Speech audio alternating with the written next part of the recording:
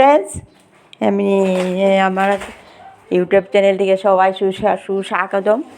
তো আমি আজকে নাত নন্দিতা। তো আজকে পেন স্ট্যান্ড একটা দেখাচ্ছি ফেলে দেওয়া বোতল দিয়ে। দেখো তোমরা, তো আমার বোতলগুলো সবগুলো জলের বোতলগুলো ফেলে দেয়, আমি তো ফেলে দেওয়া জিনিসটা এনে কেটে তো একটা পেন স্ট্যান্ড বানিয়েছি। দেখো কীরকম। তো আইসক্রিমের চামচগুলা গড়ে ছিল, সেটা একটু লাগিয়ে নিয়েছি বন্দুক দিয়ে। তারপর লেজ, পুরাতন লেজগুলো গড়ে থাকে, জামা চুন্নি, এগুলোর থেকে আমি কেটে নিয়েছি। দেখো এগুলো সব ফেলে দেয়। তো ওগুলো আমার লেজ ছিল আমার সেই চুড়িদারের নিচে, সেটা আমি কেটে আর এগুলো একটা লাগিয়ে নিয়েছি। দেখো এটা একটু ফুলের মতো মনে হয়।